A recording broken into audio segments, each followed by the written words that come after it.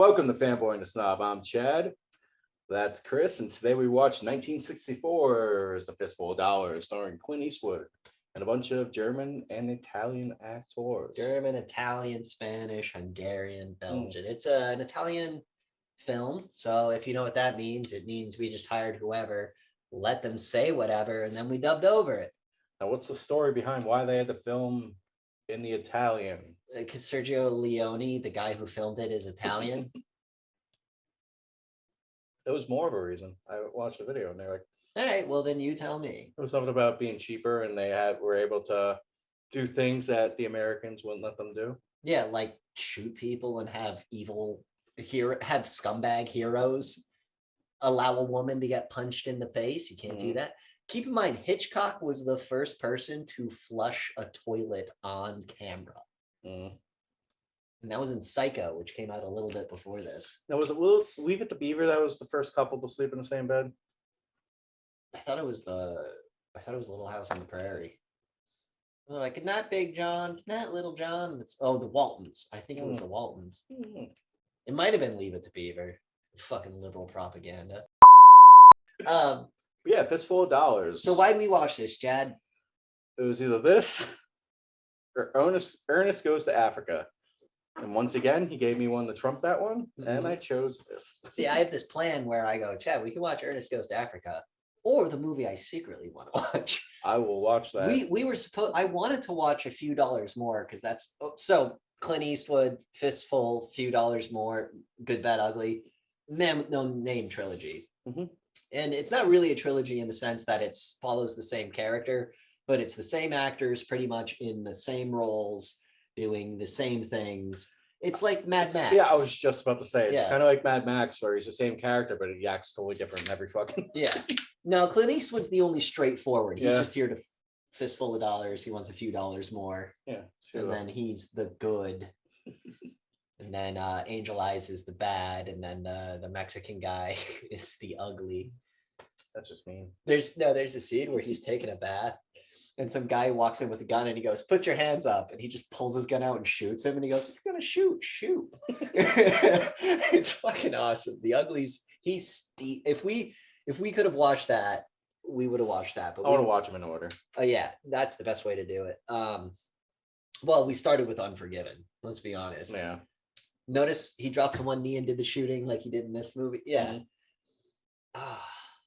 Unforgiven's a great movie. Nobody talks about that one, I don't think. Because it came out in the 90s. And honestly, Unforgiven compared to this, not even close. This was amazing. Yeah, I enjoyed this a lot more. And we have to acknowledge that this is directly lifted from Akira Kurosawa's Yojimbo. Which is another movie I want to do. There's a lot of one-to-one shots. Like when he busts in the house to save the girl and he's fucking the house up to make it look like they were attacked. Just like in Yojimbo. When he gets captured, just like in Yojimbo, when he escapes, that's where Sergio Leone does it a little different.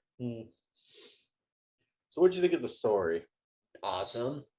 Pretty much guy rolls in the town. Sees two rival gangs, puts himself in the middle, makes a fuck ton of money, kills both gangs, and leaves. Yeah. That's the plot. His character's about killing people and winking at ladies. What. All right, you know this character's serious when he goes. And you're like, oh shit! As soon as you see his holster, I love that. Everyone's all smiles and shit. Like the first shootout where the old guy recognizes what's going on, but the three younger guys are like laughing and shit. You see the old guy like, I love the way Sergio Leone, like the way I was telling you how he films this movie. It's all handheld. He didn't write anything down. It was all up here, and he would just tell you, stand there, stand there, stand there, stand there, do this, do that, do this, and then he would do the camera. He gets good reaction shots because there are a lot of close-ups of the faces and just the smirks and like everyone's sweaty and gross. He loves like this frame, like this, and then you're going like this, and then it cuts to whatever action's supposed to happen. What's cool about this is like a lot of movies when they try too hard with the like Dutch angles, like the weird angles and stuff. Yeah, his actually look like you're like kind of fly in the wall watching it a lot of the times. Where cool. Like you see the characters looking at something and you don't see it until it literally goes an inch over. And then you see like just a big thing and you're like, oh my gosh. Like when Clint Eastwood was talking to the guy and he opens up the latch and the door falls and you see perfectly center of the frame, the coffin maker. Oh yeah, the bartender's talking to Clint Eastwood, and the bartender's being like, well, no one makes money in this town except for, and the coffin maker is just sanding down a coffin. Smiling. We're going to size you later. We're going to size you later. And then as he walks out, 3 coffins. And the guy's like, yeah, wait, what? And after the gunfight, he's like, sorry, I meant 4. 4. The old guy's like, yeah, hell yeah. Dude. I do love how watching Back to the Future 1,000 times, the whole cowboy stuff is just. Well, he even says his name's Clint. Yeah, this ain't like Clint Eastwood movies. This is real. And it's like, I think Clint Eastwood movies are the most realistic Western stories you can do. Where instead of John Wayne being like, I'm here to stop the Indians. I stop the Indians. This is more like, I'm here to make money and just fucking kill people, I guess. That's why I feel like if these movies came out 10 years later, actually, no, the Western phase died. Right. These came out at the exact time. They were shunned by audiences, loved by fans, and now they're considered the greatest Westerns ever made. Because all the John Wayne movies, like we were talking about, hero rides in the town, big triumphant music and everything. Then when they're having the gunfights, it does the kind of music was it? It was like. Yeah, it's. The music in those ones were very corny. Yeah, but yeah, I like Stagecoach. I'm not going to shit on John Wayne. Yeah. John Wayne's awesome. He's great. He's perfect in the movies he's perfect for. I'm not saying they're bad movies. It's not like the Rifleman. I actually know the rifle. Have you ever seen the Rifleman opening?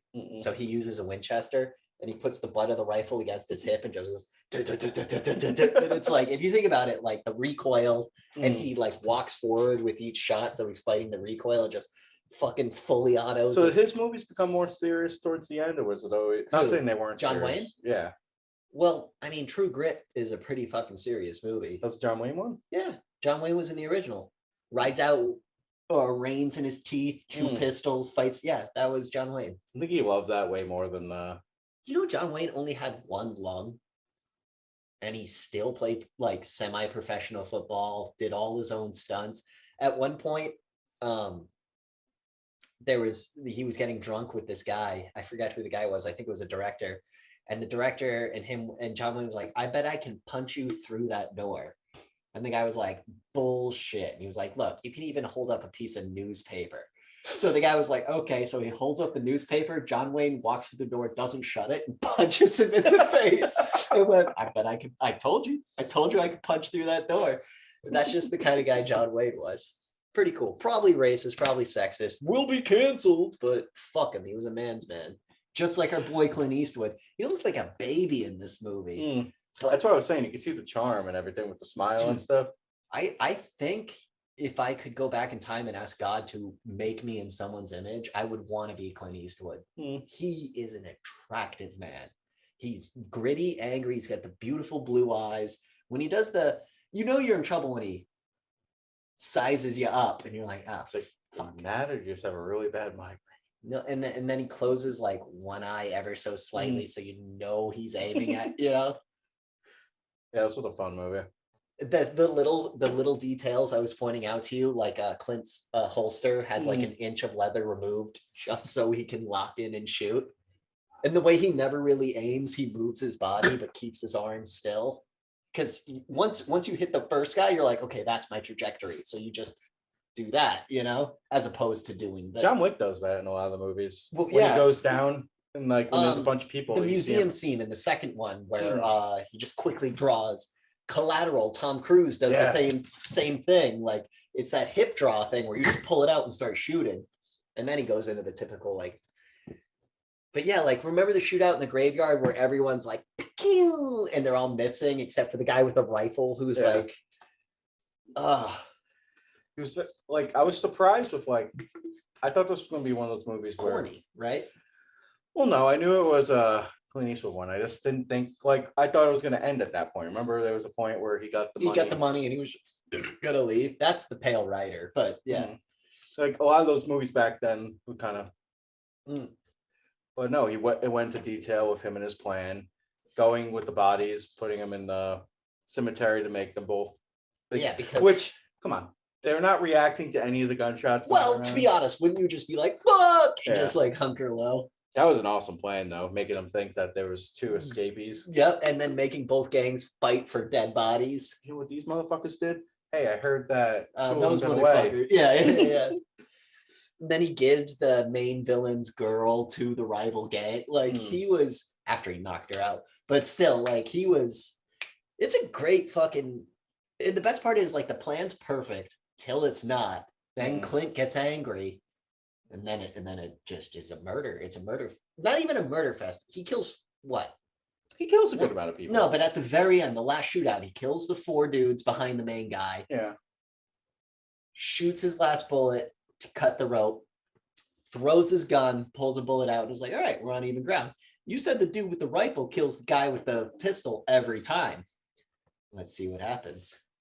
That was probably one of the coolest. I like, because in the scene, he throws his gun after he shoots the rifle out of the guy's hand. So they have to pretty much, he's like, so you can go pick the gun up, put the bullet in, and shoot first. So Clint Eastwood goes. They both take the slow walk in front of their guns. They're looking at each other. And Clint does it, grabs it, loads it, and just holds it. And the guy's not even loaded yet. And he's like, well, no, he's loaded, but he hasn't cocked yet. When Clint did that, he had the bullet in the chamber. So yeah, there was like a good 3 seconds that he could have killed him. He chambered around faster than him, then they both. You know, like so good. And he died spitting blood like the lady wanted. Clint Eastwood was great in this movie. Dude, he's so much and better. The other ones are better? Oh my God. They're like, Sergio Leone learned making this movie that I have talent and I know what to do. And then the second and the third one, they're like, go for it. I wonder, what was the budget for this movie? Let me check. Probably not. I think like 10,000. 200 to 225,000. Its box office was 19 million in 60s bucks. Yeah. That put 2 zeros behind that. That's probably what it was. 190 million, you know? That's a pretty big budget for a movie back then, though. No, 200,000. Clint probably, his salary was probably 30K to do this movie. I think around that time he was younger then. Okay, 15K to do a movie. Imagine doing a movie for $15,000. I'd be very happy. I would be so fucking happy. But then you look at people like Tom Cruise who are like, I'm not doing it for anything less than 30 million. You know? Then you have Nicolas Cage being like, I'll do any fucking movie. No, I feel like now he's gonna be selective. No, I feel like now he's like, I'm gonna read the script. Pig. No, it's not. No, it's I paid off all my debts. That's what it was. I've paid off all my debts. Now I can actually start making fucking quality again. That's what I'm saying. He's like, let me read the script. Whereas De Niro was like, I'll take whatever you can get because my wife keeps spending all my money. I'm glad Bobby De Niro had a downward spiral. I really liked him when he was younger, and then he started telling me his politics, and I was like, okay, well, now I don't like you. Oh, come on. Remember when he got in front of the Oscars and said, fuck Trump? If I would take Trump behind the schoolyard and beat him up. And it's like, dude, you play a tough guy in a movie. Like you play pretend better than everyone. To be fair, I do think Robert De Niro could. He learned how to box and everything. No, he learned how to fake box. Do you remember what happened with Michael B. Jordan when he thought he could box after doing Creed and the dude knocked him out in one punch by accident? Because Creed didn't block right and he threw a soft right hook, hit him right in the jaw. And he was like, oh shit, I did. Whoops. Yeah, but Raging Bull.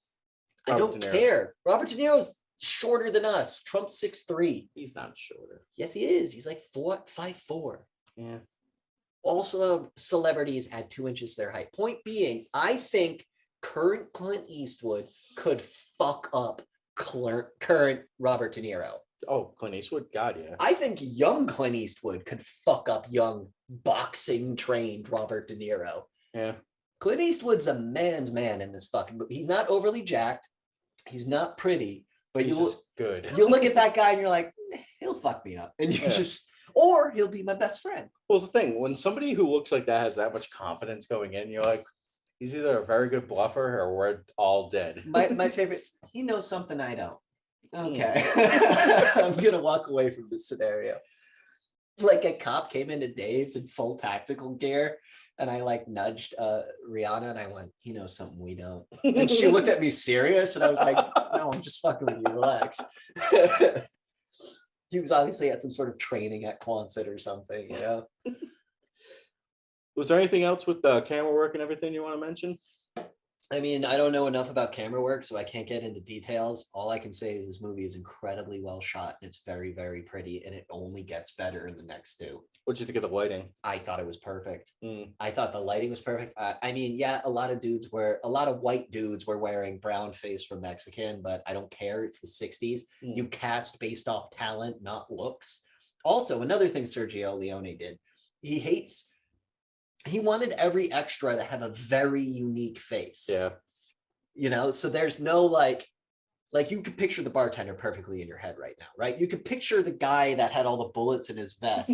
You could picture the guy with the chin strap. You could picture the fat guy with the sombrero. You could picture the fucking ska fucking bandit. Like you could picture him perfectly. That isn't a good thing Mad Max did. Yeah, you know what everyone looks like. The weird twink that rides on the back of the motorcycle. Like you know exactly what they look. All I had to say was the weird twink, and you know exactly who I was talking about. He went out of his, oh my god, the costumes. Like at first you were like, I don't know if I like that vest and those pants, and then by the end of the movie you're like, dude, that guy looks fucking sick. It wasn't that I like Clint Eastwood's vest in this movie. I liked the Laughing Brothers vest where it was like belly cut and like deep V. I don't know, it looked cool. I didn't like the fleur-de-lis on the pants. I could do without those, but he was the showboat brother. Yeah, it's like the Guido pants where they have the weird designs on them and stuff. It's called the fleur-de-lis. Fleur-de-lis. The weird like tricorn thing. Yeah. It's a French symbol for monarchy. Oh. Guidos love monarchies? Guidos, Italians, Romans. Come on. Set line in The Sopranos. What happened to the Roman Empire? You're looking at it as they're beating up, you know? It's like, you made us this. Anyway, gunfighting. How would you put the gunfighting in this movie? Realistic, stupid, fun? Well, the problem they had is you were saying everybody gets mad at the deaths. And sometimes it would look like a bullet went away and they would react to it weird. Well, they were doing what they had to do. Yeah. But I'm saying like they did a good job of showing a lot of close-ups of the people shooting the guns, like with the quick cuts and everything. So when you saw them getting hit, it was kind of fast. Now I want to talk about two schools of thought when it comes to shooting in movies. You have, or excuse me, three schools. You have the Arnold Schwarzenegger, just never reload, kill everybody in the room. You have the John Wick, where it's constant reload, constant tactical, but he's unstoppable and you're never actually worried he's going to die. Then you have this movie where he walks up, he stands in front of 5 people, everyone's looking at each other, waiting, you know, and the music is like this, like he starts with really low tempo music and then it gets faster and faster and faster, louder, and then silence. And then in that silence, it cuts to everyone's eyes, you know, and everyone's looking at everyone, then it's like, all right, you know, like. Well, talking about music, it's like a lot of new movies nowadays, I feel like aren't driven by music at all. It's just like either it's a plug-in. No one actually like you don't have the guy actually sitting there watching the movie thinking of all like the notes like they did with Star Wars, where they watched the movie and the guy was like, that's why the asteroid song in Empire is so fucking good, because there's a live orchestra watching the movie and knowing when to get hype. Which I think is one of the biggest sins new movies have, where they just they make the movie and they're like, this is a cool. Well, now you can just say Lady Gaga made the music. And that means Lady Gaga's producer made the music. That is a bad thing. When I was watching Black Adam, I watched 30 minutes of it and there was 3 licensed songs already played. Yeah. And it's like, dude, do your own fucking music. What was your favorite scene? Who was your favorite character that wasn't Clint Eastwood? Because everyone looked unique. Everyone was interesting. I did like the bartender a lot. The bartender was. But I think my favorite character is the coffin maker. The coffin maker, that's a great favorite character. I kind of like. I'm torn between the fat guy that was Chico and the pretty boy who gets captured. Even though they really barely have any speaking lines and they're only in the movie for about maybe 20 minutes, not even 10 minutes, they fucking like the prisoner exchange, the way he's like he's trying to look tough, but he's still a pussy, you know. And then Chico getting shot at and shooting into the dark, and then getting knocked out, and then waking up and being like, "I swear, someone was shooting at me." And everyone's like, "Whatever, Chico." You know, I like that. Yeah, I just love the old guy because he's barely knows Clint Eastwood, and towards the end, Clint Eastwood's in the coffee. He's like, "Hey, come here." Clint Eastwood's like, "You got to get me out of here," and he's, And like, he's like, "Okay, whatever, dude." yeah, fuck it," because that was the neutral party. They were in the middle. The town was in the middle, so it was, oh, what about when the girl sees her baby Mm. Well, it's more the baby seeing the mom first and running out to the mom, and fucking Rojas like gets his rifle ready, and you see the bartender come out with like a scatter gun, and then you see everyone pull their guns, and then It's actually might be one of my favorites. Clint goes from, I hope I'm not out of frame. He goes from like leaning against the wall, he sees everyone pulls their gun, to straightening up, and then everyone starts to put their guns back, because it's like, sure, there's 30 of us and we'll kill Clint, but he's guaranteed 6 kills. Yeah. You know, and I don't want to be one of those 6. So I'm gonna put my gun away. We need main antagonists like that. That's why I like, we keep saying John Wick, but I feel like he's the only. We keep saying John Wick because it's a good gunplay movie, like Yeah. this was. But this is, John Wick is a good guy. Clint was only here to make money. It wasn't until he saw how bad the situation was that he was like, fuck, I need to give these people money. Like, I know you hate it, but I feel like the closest thing we have to this kind of scene is Winter Soldier when he gets on the elevator. And yeah, it's a very Clint Eastwood scene. Like, anyone want to step out? yeah, because he does that in Unforgiven. Remember when he walks in the bar and he's like, all right, who wants to leave? And then no one leaves, and he. I love Winter Soldier, man. It's aged poorly with some stuff. It's definitely the best Marvel movie. I'll give it that. Out of the 30 some odd movies they made, you nailed it with Winter Soldier. But dude, wait until a few dollars more in Good, Bad, the Ugly. I'll spread them out. I don't want to do that during Christmas, but yeah. We don't want a Star Trek where we just blast out 3 in a row and we're crying at the end of every one because we're emotionally unstable and drunk. I definitely think probably the most badass scene in the movie is when, it would be like a cheesy little 80s montage of him like cutting out the iron and everything. He's building the bulletproof. And you have the guy who makes the coffee just smiling, going, yeah, in the background. Push it to the limit. Yeah, that's what it would be. But instead it's him like fucked up, barely able to hold a pistol, trying to relearn how to shoot, fucking figuring out the boiler's bulletproof and going, oh, if I layer that shit. He's like, I know I'm not gonna be able to get the first shot off. Especially because the rifle has greater distance, you know? Yeah. So he's like, what's the matter? Thought you aimed for the heart. Bam! And then he gets back up. Come on, what's going on? Bam! He gets shot, what, 6 times with it? Enough to empty the rifle. And that's like getting punched like super fucking hard in the chest every time. Yeah, that's like someone taking a sledgehammer and just being like, ready? Crack.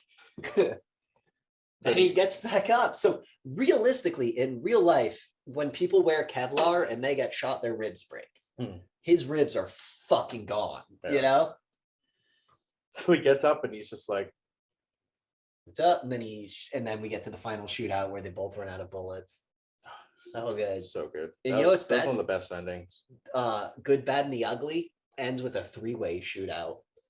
3 people standing in a triangle, each with one gun. Spoilers, bro. No, come on, if you don't know by now. But it ends with everyone just kind of deciding who, like, okay, if we shoot him, then we can shoot each other kind of scenario. And it's like, well, who teams up? The good and the bad team up against the ugly? Do the ugly and the good team up against the bad?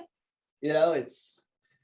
This movie's straightforward. Well, no, it starts out very ambiguous and then ends straightforward, which is probably the best way to start. It's like I was saying, it ended like, oh, this is gonna happen now. It really cements Clint as the good. Yeah. And then it's funny because in a few dollars more, it cements Angel Eyes as the good. And then in the Good, Bad, the Ugly, it cements Ugly as the good compared to Clint and Angel Eyes. God, Sergio Leone. R.I.P. if you're dead. I should probably look that up. I hope he's not dead. I was not expecting that. You can throw a picture of it. 89. Bummer. Oh, he died the year I was born. April 30th. How close is that to your birthday? Pretty close, right? January. I thought you were a summer baby. Thanks, my birthday. What if this was a samurai flick? Would you watch it? Yeah. Hell yeah, dude. Yojimbo's awesome. So I recommend all the Dollars trilogy, and I recommend a Kurosawa. Watch these because you're an American, right? So you need American reference, and then watch the Japanese ones, and you'll appreciate both. I saw because TCM was doing something like maybe 3 months ago where they showed A Fistful of Dollars, then they showed Yojimbo. Then they showed the one that predated a few dollars more, then a few dollars. You know, I feel like that would be the most fun channel to run, dude. picking the movies and stuff. But Don't- yeah, I recommend this movie. How many The acting was great. out of 10? Because you love doing this dumb shit. This one I'd probably give like a 9 Yeah. point. 9.5. I was gonna say, yeah, 9.5. Some of the extras couldn't act. Yeah. But they looked awesome. The only negative I have is the impact with the bullets, like a lot of lame people have. But that's time. No, you have to put it in perspective at the time. Mm. It was fucking great death scenes. Yeah, there were some of the extras did very well. I love when the woman died. She did the whole draping down the pole thing as she fell. Well, she wasn't an extra. She was the Baxter. No, I know. I'm Baroness. just saying that was one of the cooler deaths. Baroness Baxter. And you Right. had the one that was like, "Ah!" Oh yeah, the one guy was like, shit. And they were like, oh God, it looks like it burns. but he might have legit got hit by the blank in the chest, and that could have been real, where he's like, nobody "Fuck." will ever know. Yeah. But yeah, watch it.